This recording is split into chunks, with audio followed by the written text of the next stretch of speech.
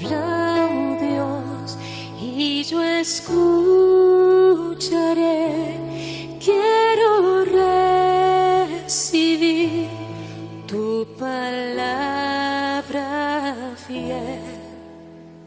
La porción la cual nos vamos a ocupar esta mañana, la cual vamos a estudiar, es capítulo 4 del versículo 27 al 42. Capítulo 4, versículo 27 al 42. El título del sermón de esta mañana va a ser El verdadero alimento. Vamos a abrir nuestras Biblias, allí vamos a leer la palabra del Señor, capítulo 4, versículo 27 al 42. Y así dice la palabra del Señor: y en esto vinieron sus discípulos y se maravillaron de que hablaba con una mujer. Pero ninguno dijo: ¿qué preguntas? ¿O qué hablas con ella? Entonces la mujer dejó su cántaro y fue a la ciudad y dijo a los hombres: venid, ved a un hombre que me ha dicho todo lo que he hecho. ¿No será este el Cristo? Entonces salieron de la ciudad y vinieron a él.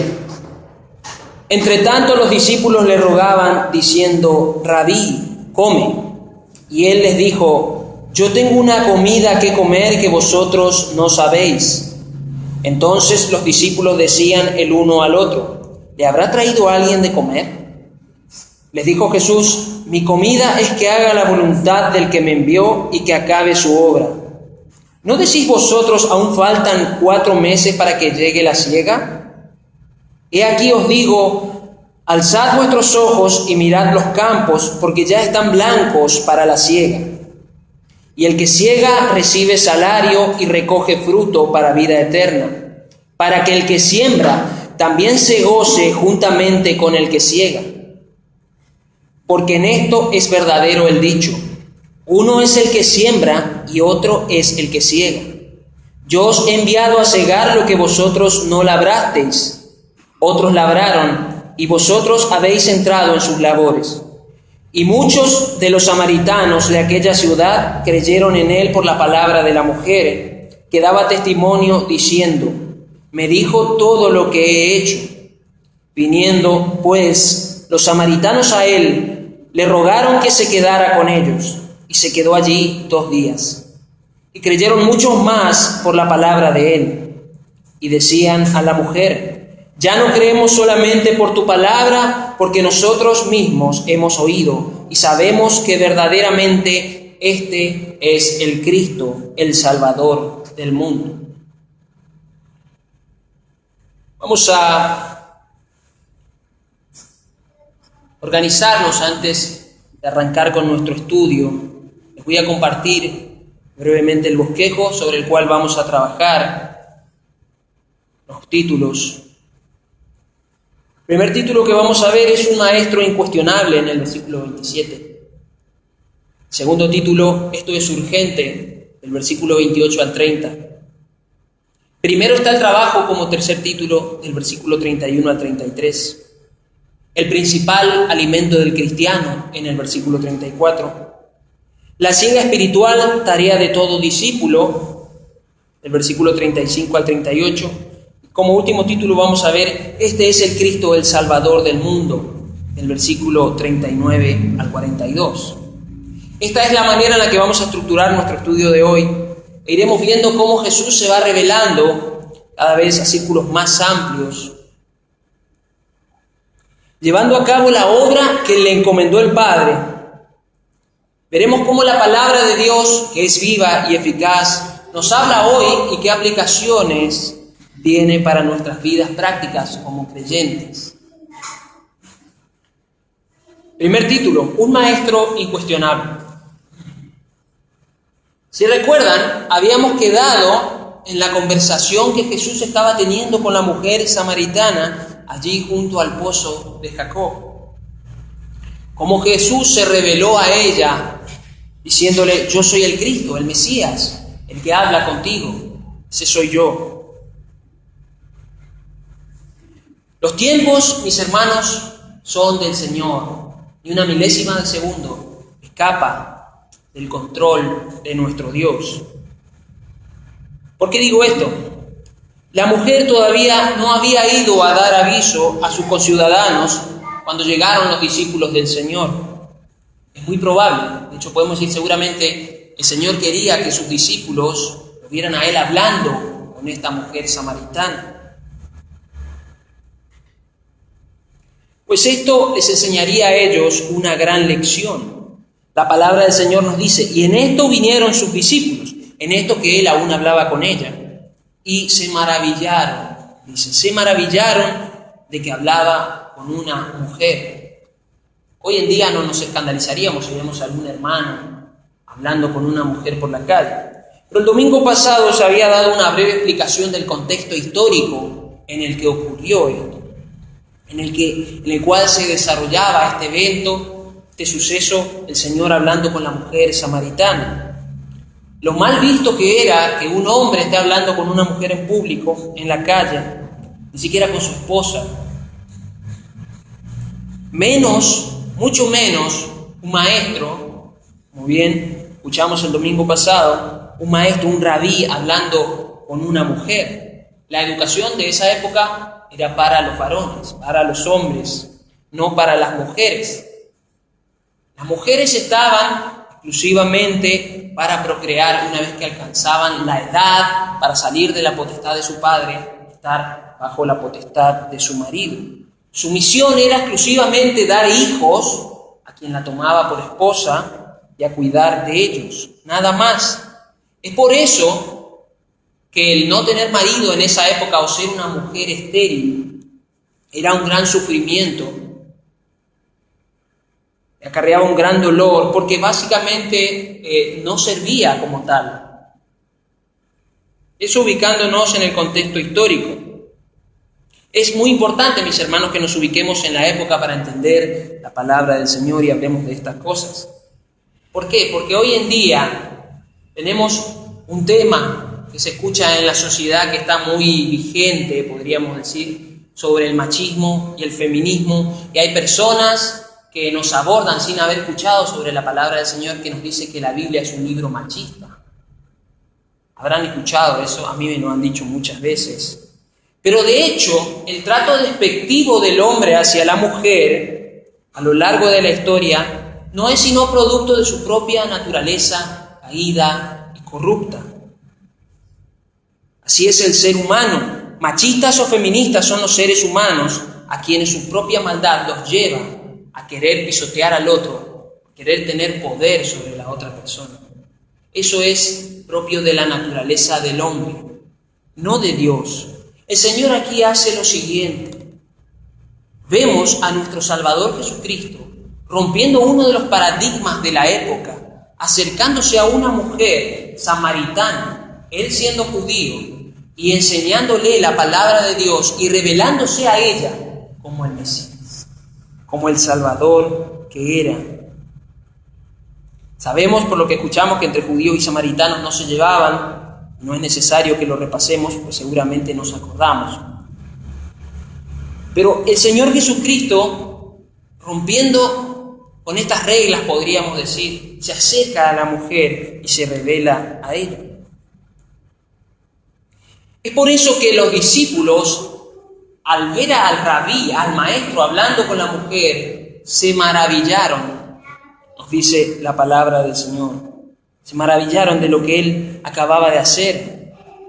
Y ellos aprenderían de que Dios no hace acepción de personas, de que tanto judíos como griegos, samaritanos, pueden ser hijos de Dios, también hombres y mujeres que creen en el Señor con todo su corazón y lo confiesan con su boca.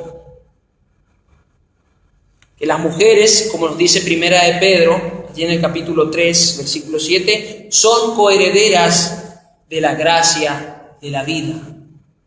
Son coherederas de la gracia de la vida y de que se las debe cuidar como a vaso más frágil. Los discípulos estaban asombrados, presten atención, no comentaron o preguntaron nada al respecto, como diciéndole, maestro, eso que tú haces está mal. El Señor les estaba enseñando una valiosa lección. Dios no estaba haciendo acepción de persona entre hombres y mujeres, que para los ojos de Dios son igual de pecadores y necesitan arrepentirse de sus pecados y correr a Cristo. ¿Quién osaría reprochar o cuestionar algo al Maestro? ¿Quién de los que estaban allí, los discípulos? Ellos sabían perfectamente quién era Jesús. Sabían que Jesús había sido enviado de Dios. ¿Y quién eres tú, oh hombre, para altercar contra Dios? ¿Quién cuestiona lo que el Señor hace o quién puede detener su mano? Sabemos que nadie puede cuestionar a un maestro hombre que es falible, podríamos decir, pero no la elección del Maestro de maestros, el Hijo de Dios. Por ello que vemos esta actitud en los discípulos y actitud que debe estar en nosotros también. Porque tendemos, aunque no queremos reconocerlo, a cuestionar en muchas cosas a Dios. En cada cosa que nos pasa a veces. Pero que el comportamiento de los discípulos que estaban aprendiendo sean un claro ejemplo para nosotros de cómo debemos comportarnos ante determinados hechos. Así llegamos a nuestro segundo título. El versículo 28 al 30, esto es urgente. La mujer, imaginemos, asombrada por lo ocurrido, escuchando al Mesías, teniéndolo cara a cara.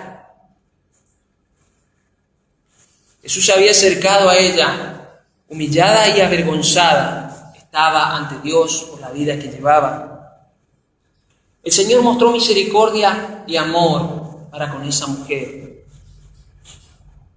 Yo soy, le dijo, yo soy el Mesías, yo soy el que habla contigo.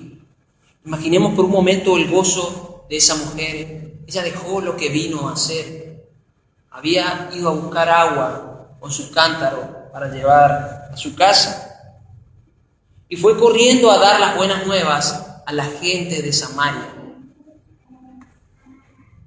Ella no se olvidó el cántaro. La palabra nos dice que ella lo dejó y fue a dar aviso.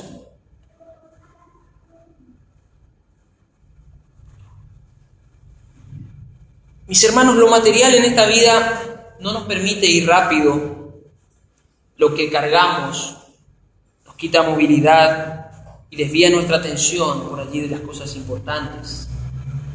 Todo nos pasa. El soldado que carga mucho es lento y torpe para la batalla. Las armas más bien deben ser ligeras, de otra forma al soldado le puede costar la vida. La mujer pudo haber llevado el cántaro con agua, pudo haberlo dejado en su casa. Acá está el agua que prometí que iba a traer, ya vengo, me voy a dar aviso a los vecinos y a la gente de que he visto al Mesías. Pero no es eso exactamente lo que la palabra del Señor nos está diciendo. Su trabajo en ese momento de buscar agua pasó a estar en un plano secundario.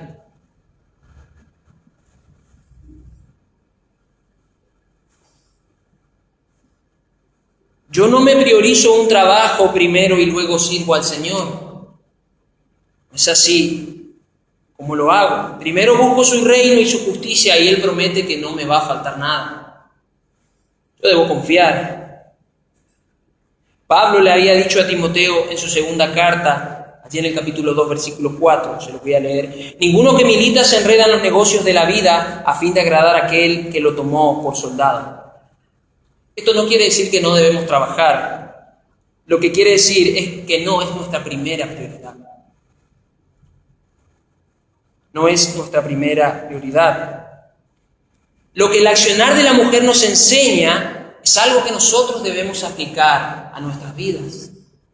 Esa es la urgencia, mis hermanos, con la que va alguien que ha visto a Cristo a contar a otros sobre Él. Esa es la urgencia. Deja su cántaro, sus prioridades cambian. La prioridad de la vida del creyente cambia. Su vista gira 180 grados. Ya no camina en la dirección que camina el mundo. Su prioridad, ahora que ve, es otra, es contar lo que ha visto, lo que ha oído. Y esto nos lleva al siguiente punto que vamos a analizar en los versículos siguientes. Primero está el trabajo. Sabiendo a qué trabajo nos estamos refiriendo.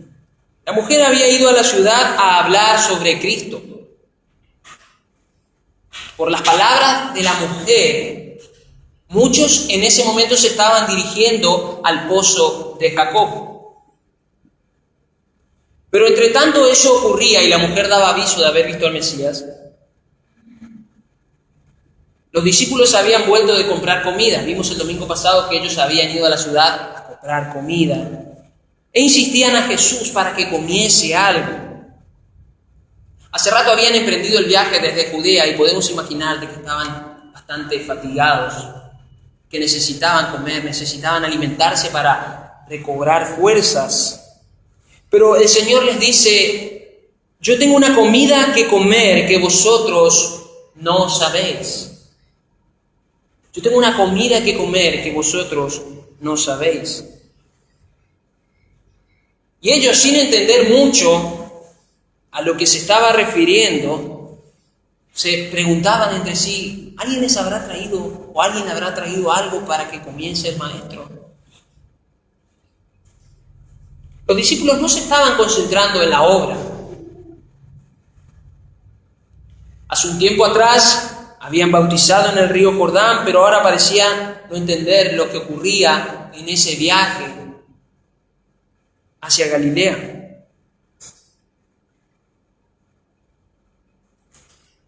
Estaban tan confundidos como lo estaba la mujer con el agua de vida, el agua que el Señor le dijo que le daría para tomar. Y ella le dijo: Señor, dame de beber ese agua, así ya no vengo más al pozo. Como refiriéndose al agua material que le quitaría la sed física para toda su vida. Ellos estaban confundidos, pero con la comida. El Señor les dijo: yo tengo una comida que comer que ustedes no saben. Y ellos se preguntaban entre sí: ¿acaso alguien les trajo algo? ¿O le trajo algo para que comiese? Jesús no les estaba hablando de la comida material para los cuerpos físicos. Esa es otra lección que ellos aprenderían. Es otra lección que nosotros vamos a aprender esta mañana. Allí en el versículo 34. El principal alimento del cristiano. El Señor les aclara. En el versículo siguiente leemos: mi comida es que haga la voluntad del que me envió y que acabe su obra. Esa es mi comida, ese es mi principal alimento. Vemos la perfecta obediencia del Señor y la sujeción a la ley del Padre. Algo que todo discípulo debe imitar del Salvador. ¿No habéis leído a Moisés lo que la palabra del Señor dice en Deuteronomio 8? No solo de pan vivirá el hombre, sino de todo lo que sale de los labios del Señor. Lo mismo le dijo a Satanás cuando fue tentado en el desierto a convertir las rocas en pan. No solo de pan vivirá el hombre, sino de toda palabra que proviene de la boca del Señor. Con esto el Señor nos está diciendo que los alimentos materiales, podríamos llamarlos así, para nuestros cuerpos no sean importantes. Son muy importantes. Si no nos alimentamos bien, nuestro cerebro no va a funcionar bien, no vamos a estudiar bien la palabra del Señor, vamos a andar mal en nuestros trabajos. No está diciendo que no sea importante. Lo que el Señor está diciendo es primero lo primero. Primero está lo primero. Es así. Primero está Dios y luego Dios provee. Esa es la prioridad en nuestras vidas. Primero está Dios y luego Dios provee. El Señor dice: trabajad no por la comida que perece, sino por la comida que permanece para vida eterna, la cual el Hijo del Hombre os dará, porque a éste señaló el Padre. Es una cuestión de prioridades, mis hermanos. Es una cuestión de prioridades. La vida del creyente es ordenada porque Dios es un Dios de orden. Por ende es equilibrada en su justa medida. No se va a los excesos. Y esto es lo que debemos aprender para nuestras vidas prácticas. Y la palabra del Señor está llena de esos consejos para nuestras vidas, enseñándonos a ser equilibrados, la cual debemos alimentarnos. Al Señor le era necesario pasar por Samaria, porque esta era la manera en la que Él estaba cumpliendo la voluntad de Dios y llevando a cabo la obra que le fue encomendada con esta gente.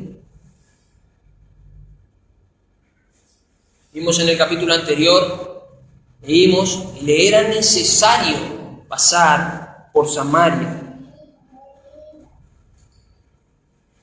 El Señor no vino a inventar nada. La palabra del Señor nos dice allí en Mateo capítulo 5, versículo 17. No penséis que he venido para abrogar la ley, dice el Señor Jesucristo, o los profetas. No he venido para abrogar, sino para cumplir. El Señor Jesús vino a cumplir la ley. Aquí había pueblo y el Señor debía venir a buscarlos. Aquí en Samaria había pueblo del Señor y Él debía venir a buscarlos. La prioridad, mis hermanos, es la expansión del reino de Dios. Llevar las buenas noticias de que el reino de Dios se ha acercado a nosotros, de que ahora tenemos paz para con Dios por medio de la persona de Jesucristo.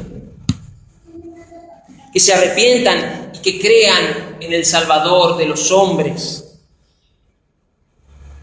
Es Él, por medio de su obra en la cruz, el que salva. No hay otro camino. Y el tiempo viene, mis hermanos. Esto es urgente. Esto es lo que el Señor estaba queriendo resaltarle a sus discípulos. Esto es urgente. Este es el trabajo, mis hermanos.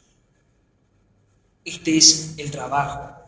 Para lo cual hay que alimentarse de la palabra de Dios, lo que verdaderamente nos nutre para vida eterna y nos da consejos prácticos para este proceso mundano en el cual somos extranjeros y peregrinos. Nosotros sí somos partes de este proceso mundano. La palabra del Señor nos llena de perfectas promesas que debemos cumplirse y a las cuales las abrazamos con fe y las celamos. Por medio de su palabra el Señor nos santifica día tras día y nos da crecimiento, nos da firmeza para que no nos mueva cualquier viento de falsa doctrina. Y que si llegamos a escuchar otro evangelio sea anatema. Y allí estemos nosotros preparados para refutar con sabiduría y mostrar al Señor Jesucristo.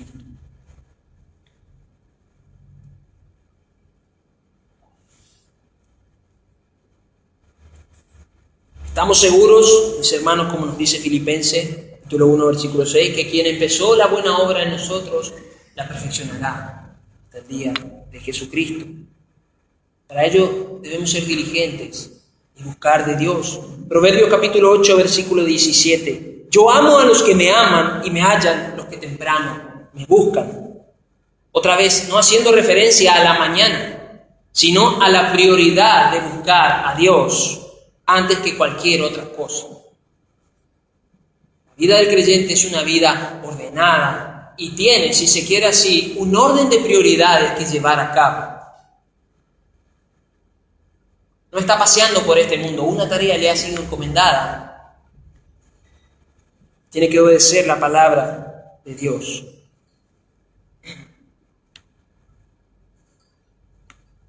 Si llegamos a nuestro próximo título, la ciega espiritual, tarea de todo discípulo, del versículo 35 al 38. Esto es lo que Jesús quería que sus discípulos entendieran. Ellos aún no estaban muy compenetrados en la obra.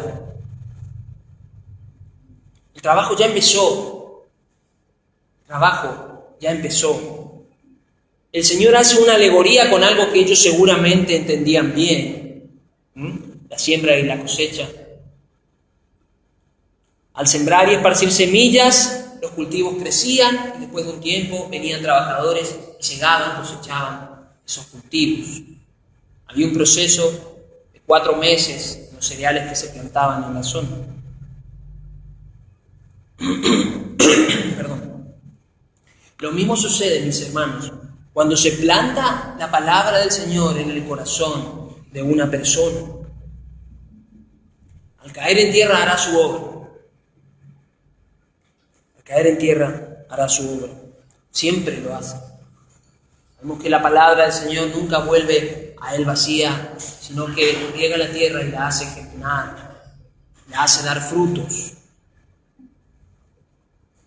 Y se necesitan cosechadores de alma, mis hermanos, pescadores de hombres, como la palabra del Señor nos dice. La mies es mucha, pero los obreros son pocos. La mies es mucha, pero los obreros son pocos, dice el Señor.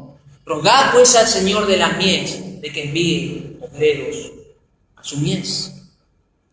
Rogad al Señor de la mies que envíe obreros a su mies.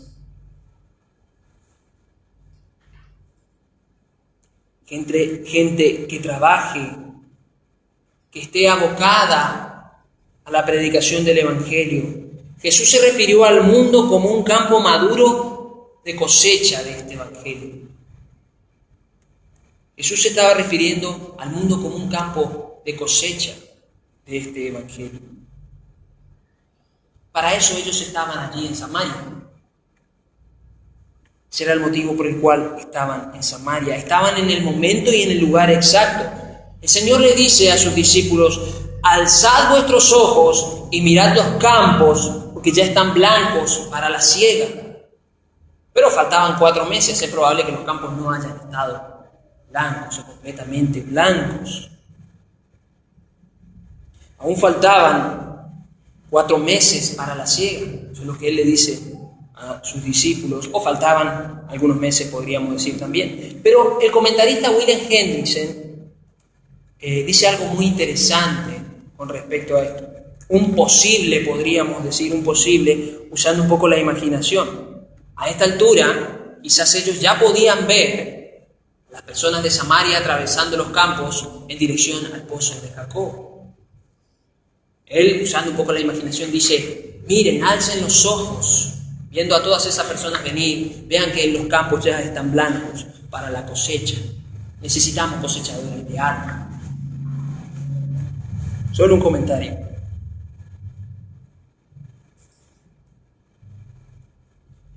Quienes trabajan para el Señor reciben su salario, tienen su recompensa, la cual el Señor dará a su tiempo en la proporción a cada uno.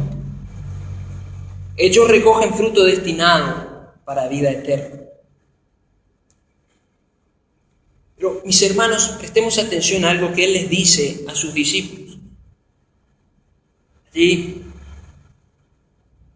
en los siguientes versículos: yo os he enviado a cegar lo que vosotros no labrasteis, otros labraron y vosotros habéis entrado en sus labores. Precisamente al ver esa gente viniendo al pozo de Jacob en busca de alguna respuesta o queriendo encontrar al Mesías, aquí en Samaria, el Señor les había encargado a sus discípulos que cegaran aquello en lo que ellos no habían trabajado. Evidentemente, ellos nunca habían visto a esas personas, nunca les predicaron del Evangelio, nunca les hablaron del Mesías, pero ellos sabían del Mesías. No fueron ellos quienes pusieron la palabra del Señor en el corazón de esas personas, quienes habían trabajado en esas labores antes.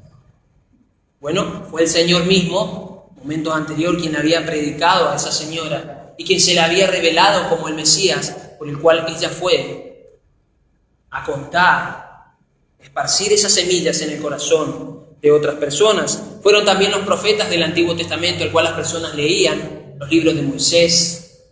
También Juan el Bautista estuvo por allí preparando el camino del Señor.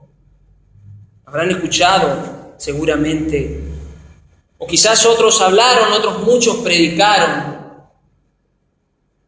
La mujer misma les había hablado del Mesías a todas las personas de Samaria, o gran parte de la ciudad. Y ahora les tocaba a los discípulos continuar esa obra metiéndose en las labores de quienes habían predicado la palabra del Señor.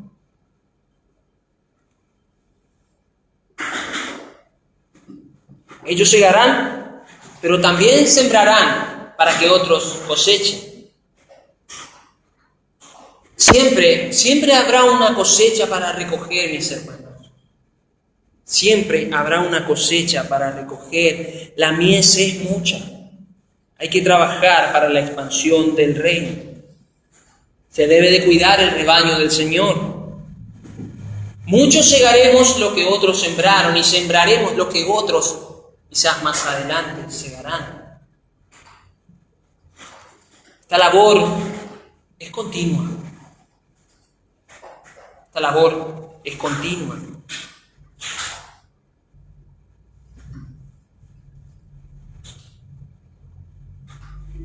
Y así llegamos a nuestro último título. Este es el Cristo el Salvador del mundo. Este título, este es el Cristo el Salvador del mundo, es el propósito del trabajo. Nuestro medio es la predicación de la palabra de Dios. Nuestro fin, ¿cuál es? Que conozcan a Jesús, quien es el Cristo, el Salvador del mundo.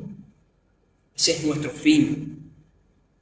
Juan, capítulo 17, versículo 3 nos dice, y esta es la vida eterna, que te conozcan a ti, el único Dios verdadero, y a Jesucristo, a quien enviaste. Muchos de los samaritanos en aquella ciudad creyeron. Y luego se nos dice que creyeron muchos más por la palabra de Él. Jesús había quedado 2 días con ellos y seguramente les estuvo compartiendo la palabra del Señor y revelándose a muchos más, confesando con su boca de que Jesús era verdaderamente el Cristo, el Salvador del mundo.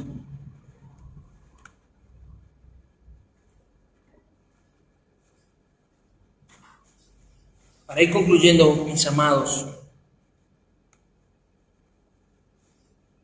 creo que veamos lo siguiente con algunas preguntas y vamos a deducir de allí aplicaciones que sacamos hoy para nuestras vidas de esta porción. Una de las pocas, podríamos decir, porque si nos ponemos a profundizar en la palabra del Señor, vamos a encontrar y vamos a acabar y vamos a seguir encontrando de lo rica que es. Yo les pregunto, ¿hemos podido ver nuestra prioridad como hijos de Dios? ¿Hemos podido ver nuestra prioridad? Vamos con el cántaro, buscamos el agua, primero llevamos el agua y después nos ocupamos de compartir el mensaje del Evangelio. La mujer seguramente después debía volver al pozo, de hecho volvió con muchas personas, y buscar su cántaro y llevar el agua a su casa. La estaban esperando, seguramente tenían sed. Pero su prioridad había cambiado en ese momento. Lo que importaba era que otros conozcan lo que ella había visto, Cristo. Otra pregunta. ¿Hemos podido ver la urgencia que hay en la obra?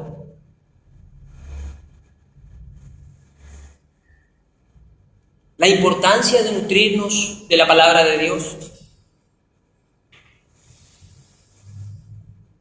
Podemos decir como el salmista allí en el Salmo 1, en la ley de Jehová está mi delicia y en su ley medito día y noche. Podemos decir, sí, eso.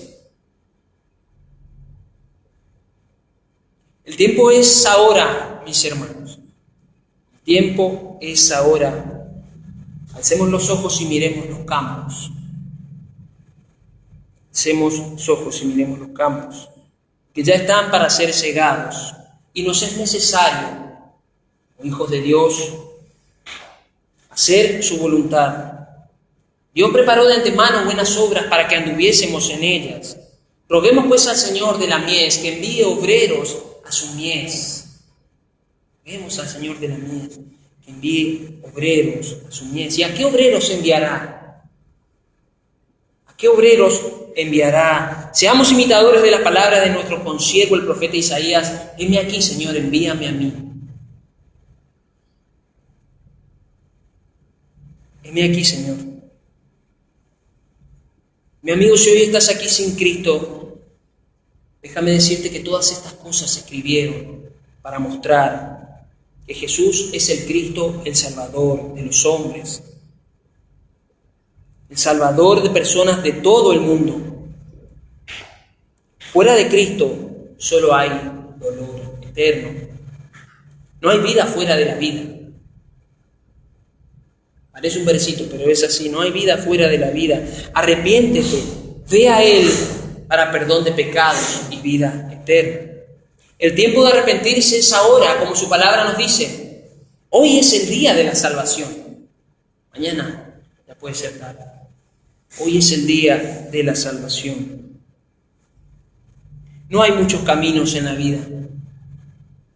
Solo hay uno. Como decíamos hace un par de domingos, no todos los caminos conducen a Roma. Solo hay un camino a la vida eterna y es Cristo. Es Él quien dio su vida en rescate por muchos en una horrible cruz, viendo la muerte que esas personas merecían. Ve a Cristo, mi amigo, Él no te echará fuera porque seguramente sea Dios mismo quien te esté enviando. Vamos a orar, encomendarnos, Señor. Habla, oh Dios, y yo escucharé.